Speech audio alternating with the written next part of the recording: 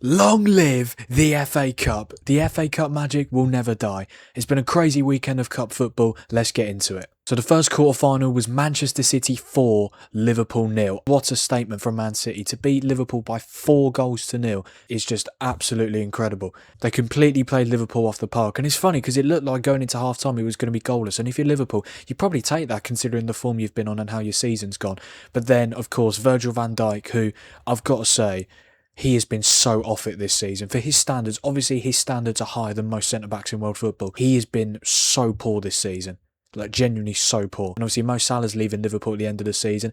I do feel like Virgil van Dijk could take a leaf out of his book. Because I feel like if Van Dijk stays another season, I mean, he's 34 years old. He's going to be 35 in the summer. He's not getting any younger. I feel like he's just going to get worse. I feel like this would be a good time for Virgil van Dijk to leave. I know it sounds crazy, but I just think you don't want to tarnish your legacy. Because if Liverpool don't win anything this season and they miss out on Champions League football, and then next season's even worse, because it could be, you never know. It depends what happens, obviously, with the managerial situation and, of course, the players they sign. But ultimately, he's had such a bad season. And Mo Salah, you'd have to say this is Mo Salah's first bad season. And obviously, he's still got a year left on his contract, but he's deciding to leave now, which is probably a wise decision because, honestly, Salah was so poor.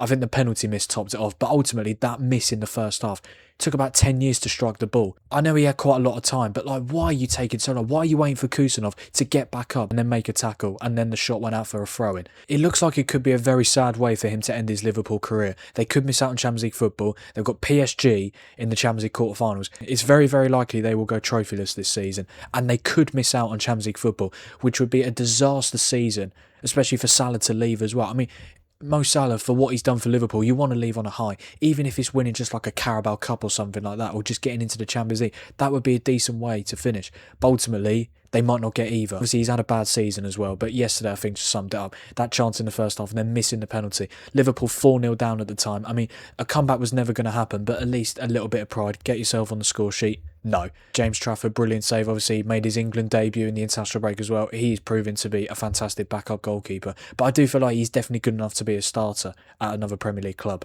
Erling Haaland back to his best as well. He's not been amazing in this calendar year so far, but that game showed why he's one of the very best strikers in world football. For Liverpool, it's a circus at the minute. And the longer it takes for them to sack Arne Slot, this is how it's going to be. It's very clear the players have lost faith in him. I don't necessarily think it's all Arne Slot's fault. Those Liverpool players have also got to take some responsibility because they've been shambolic this season, apart from a few players like maybe like Szoboszlai and Ekitike. But it's been such a bad season for Liverpool. And ultimately, Arne Slot cannot be their manager next season. He's clearly out of his depth and Liverpool need to act on it sooner rather than later. But for City, amazing win for them, and I think it's fair to say a domestic double is definitely on for them this season. The second quarter-final was Chelsea 7, Port Vale 0, an absolute battering, and I think it's fair to say Chelsea needed it with their recent form before they went into the international break. For Port Vale, their fairy tale FA Cup run is over. They had a brilliant run, of course, beating the likes of Bristol City and Sunderland to get to this point, but ultimately that game was just a step too far for them, and it was always going to be difficult. They're bottom of League One. I just feel a little bit sorry for Port Vale. It's just the fact that the game was done after 2 minutes. It's sad, but it's true. Port Vale were never going to score in that game, but for Chelsea, incredible win. Goals coming from Hato, João Pedro, an own goal, tossing Andre Santos, Esteval and Garnacho from the penalty spot. But I think anyone who has an affiliation with Port Vale can be very proud of their FA Cup run this season. The third quarter-final, Southampton 2, Arsenal 1. Watching Arsenal is watching Netflix, you know. You always wait for the next season. The Nearly Men. It's good to see you again, boys. Honestly, this is just laughable at this point. How do they keep doing this? It doesn't matter what competition they're in. It doesn't matter who they play. They cannot get over the line. That result yesterday is kind of convincing me that Arsenal are going to go trophyless again this season. I don't get it. I would love Arsenal fans to explain to me why this keeps happening. Like, for a team who... Arsenal are a very good team. There's no denying it. They're always competing for the Premier League title. They're always getting to the latter stages of the Champions League. Is it a mentality issue? Is it a quality issue? Is it a manager issue? I don't know what it is. Before that Carabao Cup final, there was talk of them winning the quadruple. Top of the Premier League, quarterfinals of the Champions League, going into the Carabao Cup final, and also quarterfinals of the FA Cup. The quadruple was on for them. I mean, they were never going to win it, let's be honest, because no one has ever won the quadruple in the history of English football.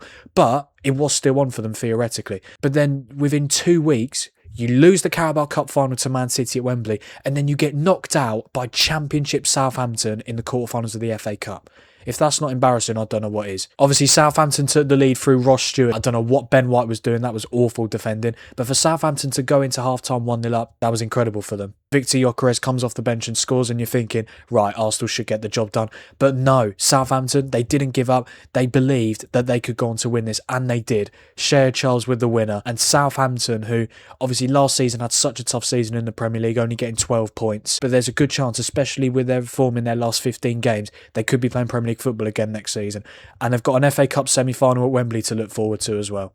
But for Arsenal, I mean, the focus is now on the Premier League and the Champions League. But ultimately, after seeing what's happened in their last 2 games, do not be surprised if Arsenal go trophyless again this season. And if they do go trophyless again this season, Mikel Arteta, that might be him gone. And the final quarter-final to talk about, and what a quarter-final it was. West Ham 2, Leeds 2, Leeds win 4-2 on penalties. That was absolutely sensational. What a game. It was swings and roundabouts for the whole of it. But ultimately, Leeds have come out on top, and they're in the FA Cup semi-finals for the first time in almost 4 decades. Obviously, Leeds took the lead inside the first half thanks to Al Tanaka, and then second half, Dominic Calvert-Lewin scores from the penalty spot. With 15 minutes to go, you're thinking, that should be done, Leeds are going through.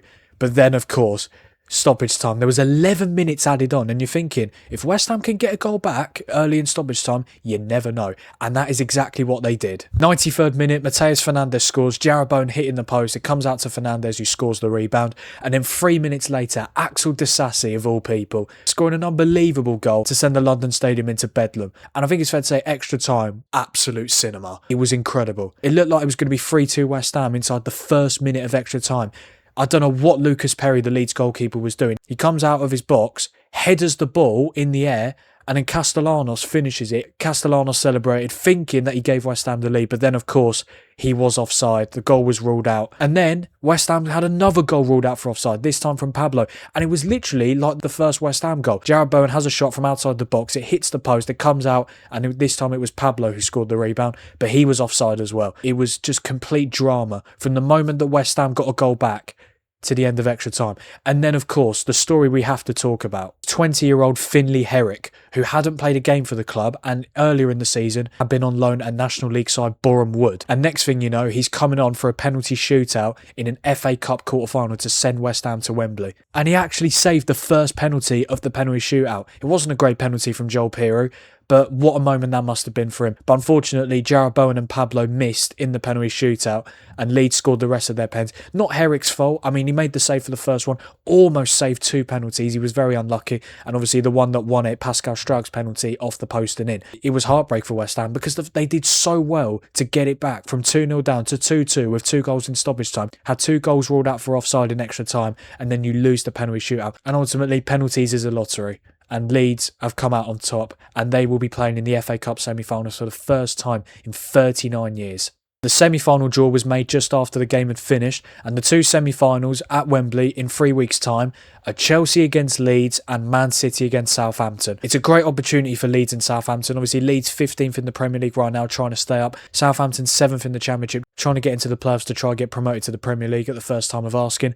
But obviously, Leeds have got Chelsea, Southampton got Man City. It's not going to be easy. But I wouldn't rule out either team winning. Could you imagine if we had a Leeds-Southampton FA Cup final? And obviously the winner would play Europa League football next season, which would just be incredible. But ultimately, I do think Man City and Chelsea will come out on top in the semi-finals. So I think the FA Cup final will be Chelsea against Manchester City. Thank you guys for watching. Really appreciate it. Obviously, not the Premier League, but it's back in a week's time. And of course, we have the Champions League in midweek, which I'm really looking forward to. If you enjoyed this video, don't forget to like, subscribe, comment down below if you enjoyed the video. Tell me the 2 teams who you think are going to be in the FA Cup final next month. And also, don't forget to turn on notifications so that you never miss a future upload. Thank you guys for watching, and I'll see you in a bit.